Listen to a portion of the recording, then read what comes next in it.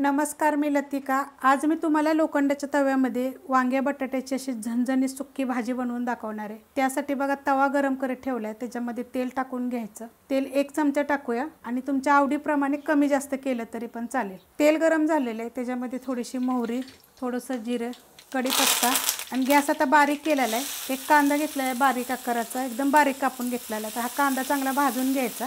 कांदा बघा असा भाजून घेतलेला आहे। आता ह्याच्यामध्ये बघा एक हिरवी मिरची, थोडंसं आलं आणि 4 पाकळ्या फक्त लसणाच्या आहेत, त्या कुटलेल्या आहेत मी। त्यांना काय होतं माहिती का, चव छान येते। तर ही पण थोडंसं परतायचं आणि ह्याच्यामध्ये एक मोठ्या आकाराचं बघा टमाटर एकदम बारीक कापून घेतलेलं आहे मी। ती पण टमाटर ह्याच्यावर चांगलं भाजून घ्यायचं।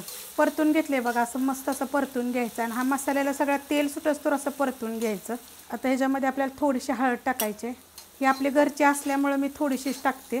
1 चमचा मिरची पावडर आहे, फक्त मिरची पावडर। तुम्ही कोणता पण मसाला टाकला तर चालेल, कांदा लसूण मसाला, काळा मसाला, असा कोणता पण टाका। गॅस एकदम मी बारीक केलेला आहे। चवीनुसार मीठ। आता हे थोडंसं हलकंसं आपण परतून घेऊया। परतून घेतलंय बघा, एकदम छान असं परतून घ्यायचं आणि एकदम बारीक गॅस केला होता। आता ह्याच्यामध्ये बघा वांगी टाकून घ्यायची। वांगी ही आपली देशी हिरवी वांगी आहेत बघा अशी, आणि काटेरी वांगी आहेत। 4 वांगी होती, ते 4 फका केलेले आणि एक मोठ्या आकाराचा बटाटा होता बघा। नवीन बटाटे बघा हे आत्ताचे, त्याचे असे मोठे मोठे तुकडे करून घेतलेले आहेत। बारीक तुकडे केले तरी पण चालतील। आता हे परतून घेऊया आपण। परतून घेतलेलं आहे बघा, असं चांगलं मिक्स करून घ्यायचं व्यवस्थित। आता ह्याच्यामध्ये मी चण्याची डाळ बघा ही भिजत घातलेली टाकणार आहे। 2 मोठी डाळ आहे ही, 15 मिनिटासाठी भिजत घातली होती। चांगली भिजून द्यायची बघा, भिजली किती मस्त असे तुकडे झाले पाहिजे। असे 15 मिनिट 20 मिनिट भिजत घातली तरी चालेल।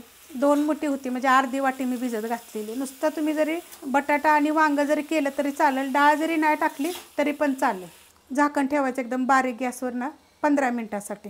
15 मिनिटं झालेत बघा, बारीक गॅसवर मी झाकून ठेवलं होतं बघा। अशा पद्धतीत वांग शिजतं आणि त्याला पाण्याची वगैरे गरज पडत नाही बघा, मस्त शिजल्याचं। हलवून घेऊया। जर तुम्हाला ह्यात थोडंसं जर हे पाहिजे असेल ना पाणी, म्हणजे ग्रेव्ही, तरी ठेवायची। मग मस्त बघा डाळ बीळ एकदम छान अशी शिजली गेलेली आहे, कारण भिजत घातली तेव्हा किती मस्त शिजली गेलेली आहे। आणि चवीला 1 नंबर लागतं। तुम्ही करून बघा। रेसिपी आवडली की लाईक करा, सबस्क्राईब करा, कमेंट करा आणि शेअर बी करा।